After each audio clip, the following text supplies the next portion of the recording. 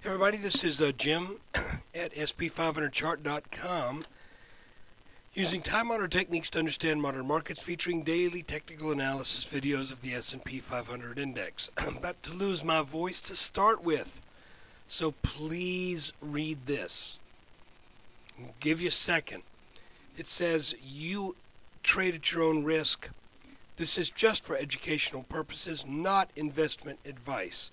But please, before you go on, if you haven't heard this before, you need to read this little paragraph. And I'm going to have to be brief with my words this morning. Okay, hopefully you read that.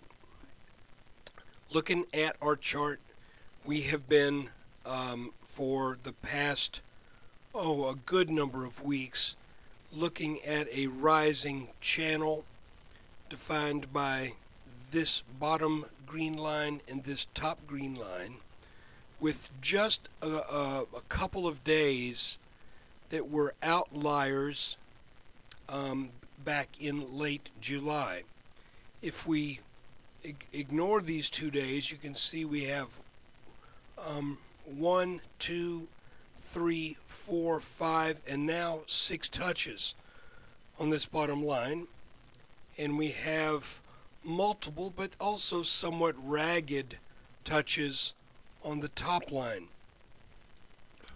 Now, there's kind of a general consensus that in a rising market, the bottoms tend to line up better than the tops. In a declining market, the opposite is true. The tops tend to line up better than the bottoms.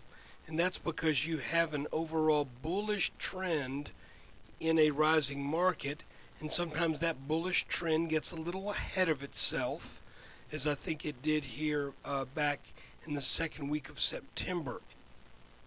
So what are we looking at now?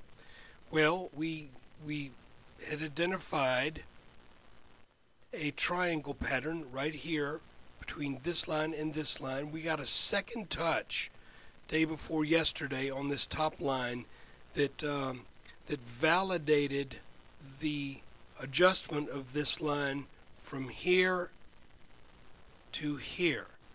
Okay, if we had kept this here, then we would have thought, oh boy, we're breaking out. This time it's probably going to be for good.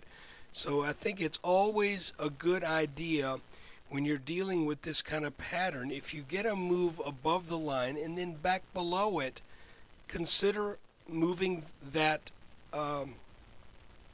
line to take that new area into consideration.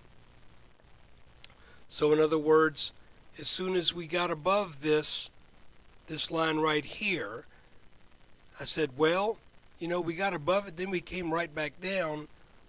Let's do this. And this also works for another reason. Excuse me. It works because this makes this pattern more symmetrical. And it also works for another reason. Do you remember when we talked about something that I've noticed, that oftentimes triangle patterns, rising wedges, have a midline that or something very close to a midline that seems to be of technical significance? I want you to see this.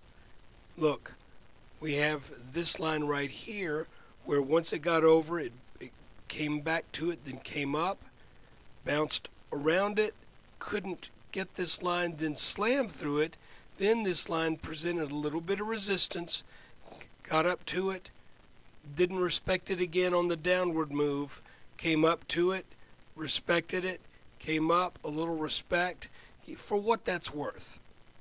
So it just appeared to me after getting this high 4 days ago, that and then not being able to hold it, that it was probably a signal that we need to consider this our high for our data point as opposed to this.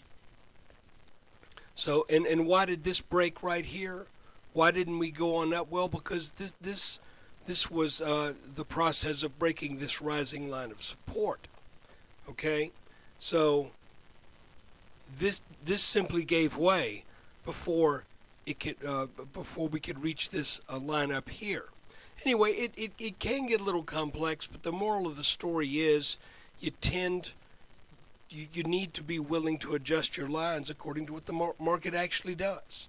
So we are currently, even though this 15-minute chart doesn't show it quite as nicely, we are currently in the process of testing this bottom line down here. And I have not even checked the futures this morning. I think yesterday it looked like we may get a bounce. Hold on, let me do that real quick. Okay, just check the futures here, and it looks like we're going to start off with a bounce this morning. And you can see that we were really so close to a good solid test of that line. I wonder if a bounce can hold on, or whether we'll just come up, kind of test some resistance levels, then come back for another test of this line. I kind of suspect that might be the case. But if we look at our little triangle pattern and we measure, I'm not measuring off this first reactive move. I know the book says to do that, but, well, what the heck. I'm just going to do it a little bit after it.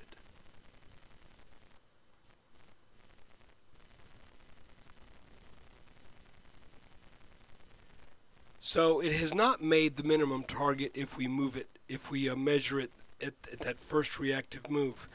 I had been, and I don't know why, it just looked like, for some reason, this was a better place to measure it, kind of in between these two areas here.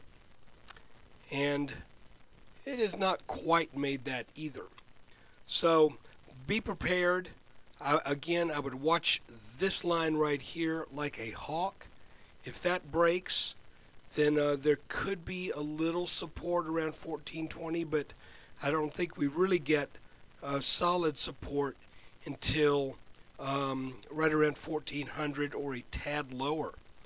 And again, just kind of looking ahead, and this is totally a guess, this is a setup for a potential head and shoulders top.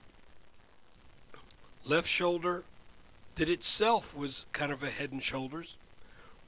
Head, and in order for this to be a head, it's got to take this out right here. Okay? Then wherever the bounce would occur, probably here, then a return to to the 1430s, and then turning back down potentially to test 1398, 1400 again. But that's thinking way speculatively and in advance of what the market is actually showing us. All we know is we've got a horizontal line of support here that occurred after a nice run-up, and that the run-up so far has shown some of the signs of a topping process. And that is a left shoulder that is in itself a head and shoulders pattern, did not break down, instead rallied back up, a top up here that really kind of showed, I think what Alan Greenspan might have called just a little bit of irrational exuberance. No reason for this market to just rally up above this line. That shows a lack of control. And whoever was buying here, they were buying come hell or high water. And whereas the move up here was probably, from the bottom, was probably done by more disciplined, more realistic, traders with more realistic expectations. Then all of a sudden you get this little blowout top when perhaps Joe and Josephine Retail say, hey, the market's going up, I better get in while the getting's good. Well, the people who got in here are likely to get hurt. So, guys, that's it for today. My voice, I was on a construction site yesterday scouting a job for about 8 hours and kind of wore myself out and still battling sinuses.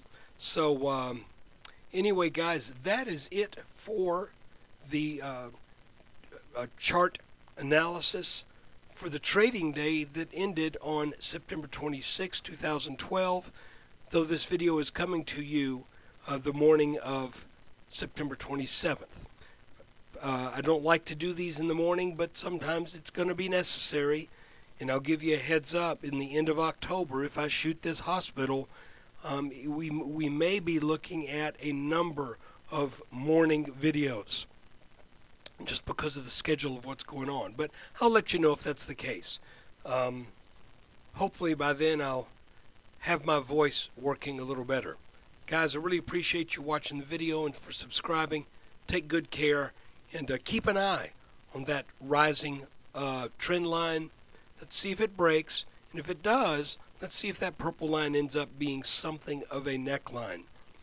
But really the thing to watch, we know we got a rising channel, so watch that. Take care.